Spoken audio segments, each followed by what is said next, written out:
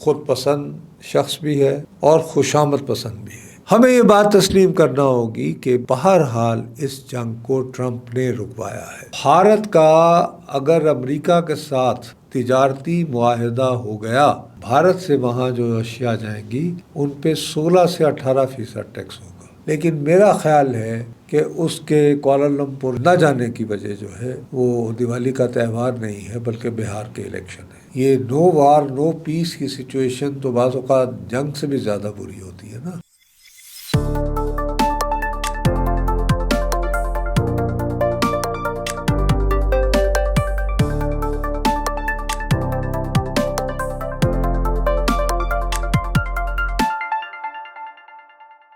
السلام علیکم خواتین و حضرات، وی نیوز کے ساتھ میں ہوں دعا افزار. ناظرین، ٹرمپ اور مودی ان کے بارے میں آج کل کافی خبریں چل رہی ہیں کہ شاید انڈیا اور یو ایس کے حالات شاید پہلے سے تھوڑے بہتر ہو گئے ہیں. پہلے تو پاک انڈیا وار کے بعد یہی بات بار بار ہو رہی تھی کہ ڈونلڈ ٹرمپ نے ہمارا سیز فائر کروایا، اور اس کے بعد پاکستان یو ایس کے لیے بہت امپورٹنٹ ہو گیا اور یو ایس پاکستان کے لیے ہو گیا. بیچ میں شاید انڈیا نکل گیا تھا.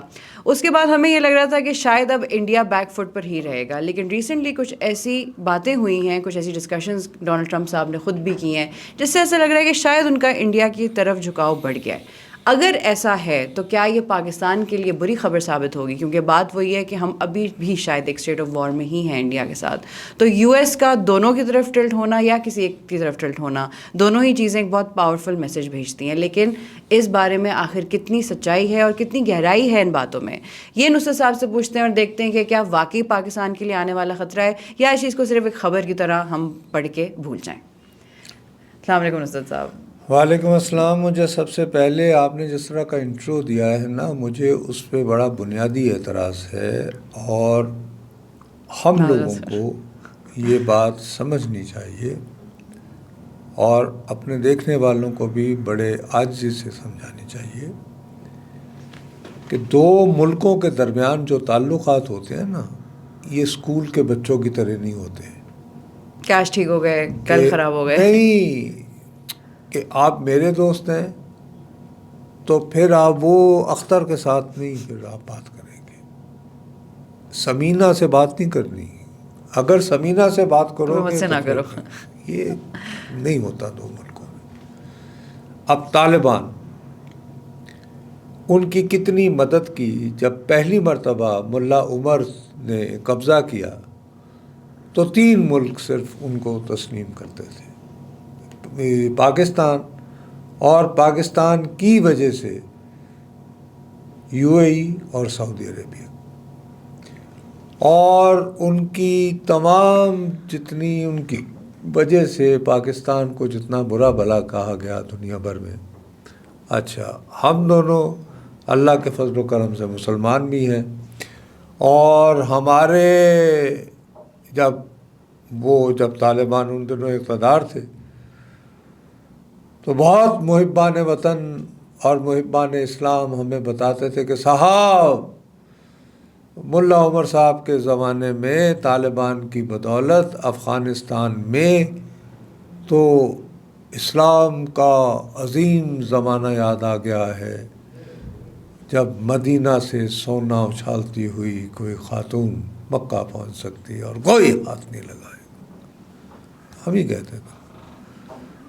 انہی طالبان کے ساتھ آج کل ہمارے تعلقات کیسے ہیں؟ بالکل ہی سر. تو آپ اس پہ توجہ دیے نا. ڈریگنز ڈان پہ پہنچ گئے. تو وقت کے ساتھ ساتھ وہ جو انگریزی کا محاورہ ہے، ٹائمز چینج ویلیوز چینج. ملکوں کے، قوموں کے مفادات ہوتے ہیں، اور وہ مفادات فیصلہ کرتے ہیں کہ آپ کس ملک کے کتنا قریب ہیں. اب ٹرمپ جو ہے وہ ایک بنیادی طور پر کاروباری شخص ہے. کاروباری شخص جو ہے وہ اپنی نیچر کے اعتبار سے جنگوں کے خلاف ہوتا ہے. تو پروفٹ لاس میں دیکھ رہے ہوتے کہ ہیں بھائی ہر چیز کو. اگر جنگ ہوگی تو منڈی میں مندی ہوگی، کوئی خریدار نہیں ہوگا، کوئی سودے نہیں ہو رہے ہوں گے، نقصان ہوگا. نقصان ہوگا تو وہ بنیادی طور پر دنیا کے روبرو یا تاریخ کے لیے اپنے آپ کو یہ ثابت کرنا چاہتا ہے کہ اس نے دنیا کا سپر طاقت ہوتے ہوئے، سب سے بڑا طاقتور ترین ملک کا سربراہ ہوتے ہوئے اس شخص نے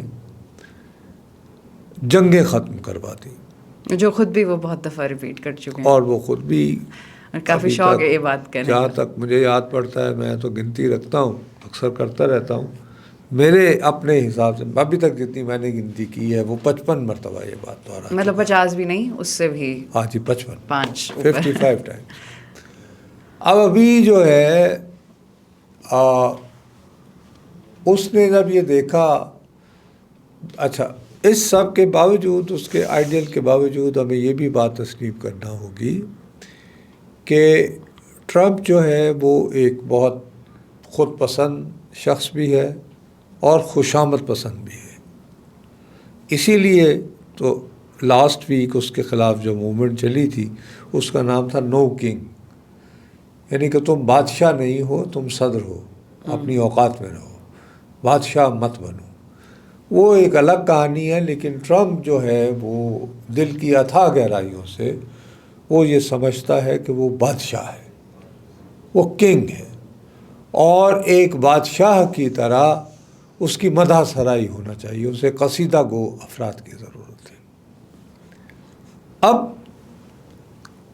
آپ اس بات کو پسند کریں یا نہ کریں، بہرحال یہ فیکٹ ہے، یہ حقیقت ہے کہ پاکستان اور بھارت کے درمیان جو جنگ مئی میں ہوئی تھی وہ بالآخر اس طرف رخ کر رہی تھی جہاں پر یہ ایٹمی جنگ بھی ہو سکتی تھی، سر اسی چیز کو اور خدا نخواستہ اگر یہ جنگ ایٹمی صورتحال اختیار کر لیتی تو اس میں اس خطے کا تو جو برا حال ہوتا سو ہوتا، ہمارے ارد گرد کے علاقوں میں بھی بہت تباہی پھیلتی، وہ تابکاری اثرات ہوتے پاکستان بھی ہیں، نا ونڈ فیکٹر ہوتا ہے، یہ ایک یعنی کمپلیکیٹڈ ایشو ہے جسے سوچتے ہوئے بھی، جس کے بارے میں بات کرتے ہوئے اور جس کی تفصیلات کا، ممکنہ تفصیلات کا ذکر کرتے ہوئے دل کانپ جاتا ہے۔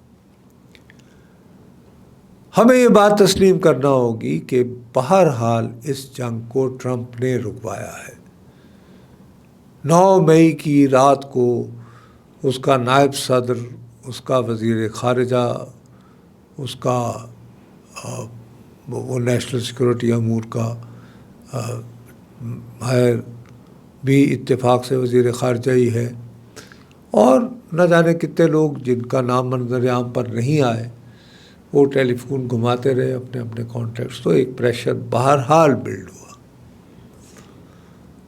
اب بھارت کا مسئلہ یہ ہے کہ ان کا پرابلم ہوتا ہے کہ وہ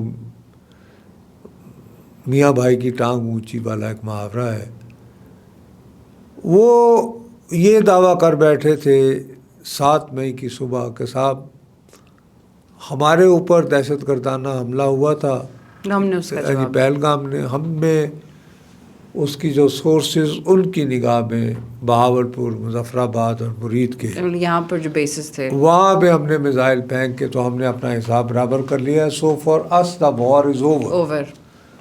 رائٹ۔ تو وہ دنیا کے آگے کہانی یہ بیچ رہے تھے کہ 7 مئی کے بعد جو جنگ جاری ہے تو اس کی وجہ اب پاکستان ہے، ہم نے تو حساب برابر کر لیا بھئی، ہم نے تو آپ کی کسی ملٹری انسٹالیشن پہ حملہ نہیں کیا، ہم نے، بھارت کا یہ دعویٰ تھا، ہم نے تو دہشت گردوں کے ٹھکانوں، ان کی پناہ گاہوں، ان کے مراکز پر حملہ کیا، تو ہمارا تو حساب برابر ہو گیا۔ اب یہ دعویٰ کرنے کے بعد ان کے لیے یہ بہت مشکل ہو رہا تھا کہ وہ ٹرمپ کی اس بات کو تسلیم کر لیں کہ انہوں نے ٹرمپ کے کہنے پر جنگ بند کی ہے،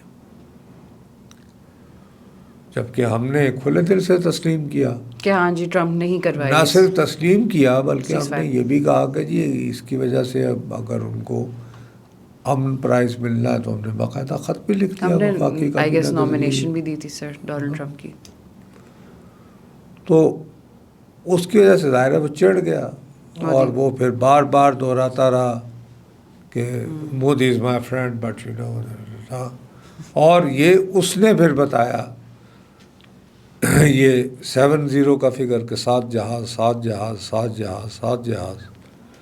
فرض کرو ہم نے 15 بھی گرائے ہوتے اور اگر صرف ہم دعویٰ کر رہے ہوتے تو ہماری شاید بات دنیا اس کو سنجیدگی سے نہ لیتی کہ یہ تو ایک فریق ہے. ہمیں تو کسی نے لیکن لوگ یہ کہتے کہ یار نہیں، یہ تو امریکہ کا صدر کہہ رہا ہے بھائی، ان کے پاس پوری دنیا پہ نگاہ رکھنے والا ادارہ ہے، ناسا ہے، ان کے سیٹلائٹس ہیں، تو یقیناً ان کو پتہ ہوگا کبھی کتنے طیارے کہاں سے اڑے اور کہاں سے گرے اور کس نے مارے. اینی وے، تو اس کے ساتھ ہی لیکن آپ یہ دیکھیں کہ اس سب کے باوجود آپ کو یہ بھی نگاہ رکھنی ہوگی کہ مودی نے براہ راست کبھی بھی جواب نہیں دیا، ریئیکٹ کیا نہیں کیا. نے کہا ٹھیک ہے چل کرو. اب مسئلہ یہ ہے کہ بھارت سے امریکہ جو اشیاء جاتی ہیں، یعنی امریکہ سب سے بڑا امپورٹر ہے بھارت میں بنی ہوئی اشیاء کا. تو بھارت کی معیشت کا پورا ایک حوالے سے ایک بہت بڑا چنک، بڑا میجر چنک جو ہے وہ امریکہ پہ ڈپینڈ کرتا ہے. اب ٹرمپ کا یہ تھا کہ یار آپ کی تو ہم چیزیں خریدتے ہیں اور اتنے سستے داموں خریدتے ہیں، آپ بھی ہماری چیزیں خریدیں. اس میں اب ان کا پرابلم یہ ہو رہا تھا کہ امریکہ سے ان کے پاس لینے کے لیے 2-3 اشیاء ہیں، یا تو وہ ان کا فوجی سامان خریدیں. اب سرد جنگ کے دنوں سے بھارت کا جو جنگی ساز و سامان ہے وہ سارا روس سے آ رہا ہے، تو ان کے لیے ایک دم سے ایک سسٹم سے دوسرے سسٹم میں شفٹ ہونا کوئی اتنا آسان نہیں. دوسرا جو بنیادی مسئلہ ہوا وہ یہ ہوا کہ جب یوکرین پر حملہ کیا روس نے، تو بائیڈن انتظامیہ نے کہا کہ جی روس سے تیل پر پابندیاں اقتصادی لگا دی، لیکن چین اور بھارت یہ روس سے خریدتے تھے. اب روس 1 اسٹیپ فارورڈ چلا گیا. آپ کو پتہ ہے دنیا کی سب سے بڑی ریفائنری، میں بھارت کی نہیں کہہ رہا ہوں، دنیا کی سب سے بڑی ریفائنری وہ یہی جو امبانی فیملی ہے جن کی مشہور شادیاں ہوتی ہیں، یہ امبانی فیملیز جو ہیں یہ ان کی بنائی ہوئی ہے جام نگر میں، گجرات میں، جو سر آئی گیس ان کا ہوم ٹاؤن بھی ہے، آئی ایم ناٹ رانگ، وہیں پر ان کے بیٹے کی شادی ہوئی تھی. تو وہ جام نگر جو ہے وہ وہاں پہ، تو سر وہ دنیا کی سب سے بڑی آئل ریفائنری ہے. یہ دنیا کی سب سے بڑی آئل ریفائنری ہے. اچھا، وہیں پہ بھارت کی سرکاری ریفائنری بھی ہے، وہاں پہ روس کی لگائی ہوئی ریفائنری بھی ہے. اب یہ ہے کہ بھارت نے کیا کیا کہ روس سے تیل لے کر، تو پھر یہ کرتا تھا کہ اس تیل کو وہ اس میں سے پہلے ڈیزل نکالتا تھا، پھر وہ پیوریفائی کر کے تو اس کو میڈ ان انڈیا کر کے یورپ بھی بھیج رہا تھا، کیونکہ سستے داموں مل رہا تھا اس کو، اور وہ سستے داموں میں سارا کچھ کر کے، اور ان کے اپنے ہاں بھی ایک کرائسس نہیں ہوا. ٹرمپ کا یہ کہنا ہے کہ میں روس اور یوکرین کی جنگ بند کروانے میں اس لیے ناکام ہو رہا ہوں کہ روس جو ہے وہ جو یوکرین کے اوپر مسلط کردہ جنگ ہے اس کو وہ فائنینس ہی اس تیل سے کر رہا ہے جو وہ چین اور روس کو بیچ رہا ہے، انڈیا کو بیچ رہا ہے. تو اس نے انڈیا کو یہ کہنا شروع کر دیا کہ جی آپ روکے. انہوں نے کہا یار اب کیا کریں، ایک تو ہمارے ہاں اپنے صارف ہے، کنزیومر ہیں، ہمیں اس کا انٹرسٹ دیکھنا ہے، دوسرا ظاہر ہے یہ پیسہ کما رہے تھے بھائی، یہ بزنس کر رہے تھے دھڑا دھڑ، لیکن ان کو دوسرا بزنس بھی چاہیے تھا. تیسری بات یہ ہے کہ خود ان کا اپنا عالم یہ ہے کہ یہ چین کی سب سے زیادہ جو ایکسپورٹس ہوتی ہیں، نمبر 1 ملک ہے جو چین سے اشیاء خریدتا ہے. ٹھیک، تو چین پہ ڈپینڈنس اتنی،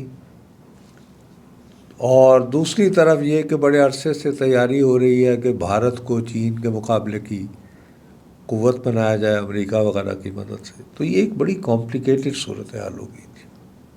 انڈیا کے لیے تو سر ہر طرف سے کچھ نہ کچھ ہے.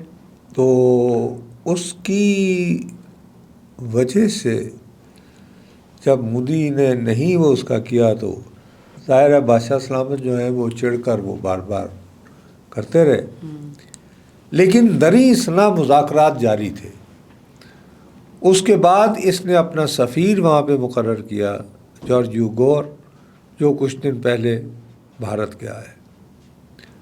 اور وہ ظاہر ہے وزیر اعظم سے بھی ملا ہوگا مودی سے اور باقی لوگوں سے بھی ملا ہوگا. تو کچھ اقامات ہوئے ہیں. میرا اپنا خیال ہے اس سے کچھ بریک تھرو کا آغاز ہوا ہے. اس کے بعد ہی یہ ہے کہ دیوالی کا وہ تہوار آ گیا. تو وہاں سے جب بھارت سے کچھ تقریباً آئے کہ یار ذرا ہمیں کچھ موقع دیں تاکہ ہم الٹرنیٹ ارینجمنٹس کر لیں، تو پھر ہم روس کے ساتھ آہستہ آہستہ. تو پھر یہ ہے کہ ٹرمپ نے دیوالی کا فنکشن کیا وائٹ ہاؤس میں، جہاں پر اس کا ایف بی آئی کا جو ہیڈ ہے ہندو اوریجن کا کاش پٹیل بھی تھا، تلسی گیبٹ بھی تھی، انڈیا کا سفیر بھی تھا اور انڈین سفارت خانے کے لوگ بھی تھے، اور امریکہ میں مقیم کئی نمایاں بھارتی ہندو بھی وہاں پہ. اسی لیے وہ جو اس نے تقریر کی اس میں ٹرمپ نے دو باتیں کہیں. ایک تو اس نے کہا کہ میں نے تمہاری جنگ رکوائی تھی، دوسرا یہ کہ آئندہ میں نے ابھی میری ٹیلی فون پہ بات ہوئی ہے، میں نے مبارکباد دی ہے، تو آئندہ نہ ہو. اور پھر اس نے یہ کہا ایک فقرہ بہت امپورٹنٹ تھا، وہ یہ کہ ہاں ہم سمجھتے ہیں کہ یہ ایک دم سے ختم نہیں ہو سکتا روس کے ساتھ، تو اس کو ٹائم لگے گا، لیکن مجھے مودی نے یقین دلایا کہ اب ہم روس سے تیل نہیں خریدیں گے. یس، اس بیان کی انہوں نے تردید کر دی بڑے مختصر لفظوں میں کہ جی ہم نے ایسی بات نہیں کی. لیکن حقائق اس کے برعکس یہ ہیں کہ انہوں نے یہ اسی جام نگر والی جو اڈانی یہ ان کی امبانیز کی جو ہے وہ ریفائنری، اس نے عراق اور اپنا قطر ان کو تیل کا آرڈر کیا، اور مزید میرا خیال ہے کہ اب وہ ارامکو سے بھی رجوع کر رہے ہیں، سعودی عرب سے، سعودی ارامکو. اور دریس نہ امریکہ بھی کہہ رہا ہے کبھی ہم آپ کو کروڑ دینے کو تیار ہیں. اب سوال یہ ہے کہ اس کے عوض یہ حاصل یہ کر رہے ہیں کہ یہ جو ٹریڈ ہے اس میں دیکھیے کہ ہماری جو اشیاء وہاں جاتی ہیں ان پہ ڈیوٹی ہے 19%، اور بھارت کا اگر امریکہ کے ساتھ تجارتی معاہدہ ہو گیا تو پھر بات ہو رہی ہے کہ بھارت سے وہاں جو اشیاء جائیں گی ان پہ 16 سے 18% ٹیکس ہوگا.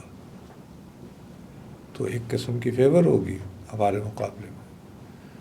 دوسری بات یہ ہے کہ اگر طباعی معاہدہ ہو گیا تو پھر اگر تجارتی معاہدہ ہو گیا تو اس معاہدے میں یہ بھی شامل ہوگا کہ بھارت کو یہ نیوی کے ذریعے اس کے جو بحری جہاز ہیں ان کے اوپر سرویلانس کے کہ وہ دور تک دیکھ کے تو بتا سکیں دشمن کہاں ہے، وہ جاسوسی کے حالات وہ دے سکیں لیٹسٹ. اور کچھ انجن جو ہیں وہ جدید یعنی فائٹر طیاروں کے وہ بھی اس میں شامل ہیں. تو لوگوں کا یہ خیال ہے کیونکہ دیکھیے چین کا تو روس سے بہت دوستی ہے، تو چین نے بھی کل کیونکہ امریکہ نے پرسوں وہ پابندی لگا دی ہے نا 2 روسی کمپنیوں پر، روسونیف اور لوکوائل، ان دونوں پہ جو بھی ان کے ساتھ دھندا کرے گا ان کے ساتھ ہم نہیں کریں گے. رائٹ.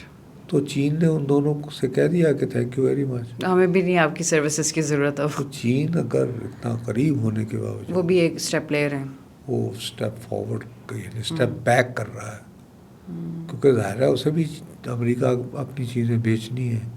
ابھی چین کو ایک ایج ہے بیکاز آف چپس.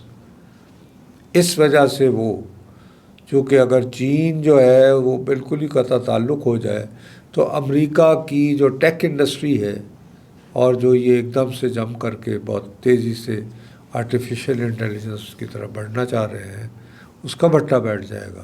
سر وہی جو ہم کافی دفعہ ان چپس کا ذکر کر چکے ہیں, مائکرو چپس کا. تو اس لیے اس نے چین کی تو پبلکلی اتنی بے عزتی نہیں کی جتنی انڈیا کی کرتا رہا یا چھیڑ چھاڑ کرتا رہا, کیونکہ ساتھ ہی ہمیشہ یہ بھی کہتا ہے کہ he is my very good friend, very nice friend, very nice friend. تو اب سوال یہ اٹھتا ہے کہ اگر صورتحال اتنی بہتری کی جانب جا رہی تھی تو مودی صاحب جو ہیں وہ ملیشیا کیوں نہیں پہنچے؟ وہاں پر آسیان کا ایک بڑی سمٹ ہو رہی ہے, غالباً ان کی کوئی برسی ہے, کوئی بڑی اینیورسری ہے, جس میں انہوں نے امریکی صدر کے علاوہ چینی صدر کو بھی بلا رکھا ہے, جاپان کی وزیر اعظم کو بھی شاید بلا رکھا ہے, اور مودی صاحب was invited as well. Modi نے انور ابراہیم کو کہا فون کر کے کہ جمعرات کی صبح یا بدھ کی رات کہ یار وہ ہمارے ہاں دیوالی کا تہوار لمبا چلتا ہے, ابھی وہ چل رہا ہے تو میں آ نہیں پاؤں گا, لیکن میں جو ہوں وہ اس کے ذریعے زوم وغیرہ کے ذریعے جوائن کر لوں گا ڈیجیٹل. اب اس کا وہاں پہ مذاق تو بہت اڑا رہے ہیں کانگریس والے, اور ویسے بھی لگ رہا ہے کہ جیسے مودی صاحب جو ہیں وہ ٹرمپ سے, ایک تو یہ گیا کہ اس نے ٹرمپ نے کہا جال میں نہیں تن ملنا ہمارے نقطہ نظر سے اگر سوچے تو. دوسرے یہ کہہ رہے ہیں جو اس کے مخالفین وہاں پہ ہیں کانگریس وغیرہ کے, وہ ڈر گیا. لیکن میرا خیال ہے کہ اس کے کوالالمپور جانے کی نہ جانے کی وجہ جو ہے وہ دیوالی کا تہوار نہیں ہے بلکہ بہار کے الیکشن ہے جو اب آئی گیس سر آنے ہی والے ہیں اگلے مہینے کے پہلے ہفتے میں.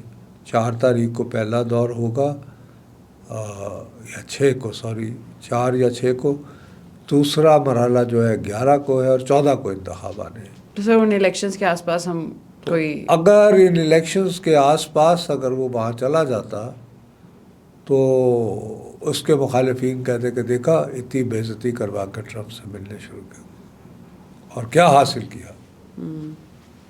تو وہ ایک سیٹ بھی نہ شاید جیت پاتا بی جے پی کے الیکشن میں. اس کے آلریڈی پہلے ہی بہار کے الیکشن میں جو ہیں برے حال ہیں. تو مودی نے کھچر پن کیا ہے, میں کہتا ہوں کہ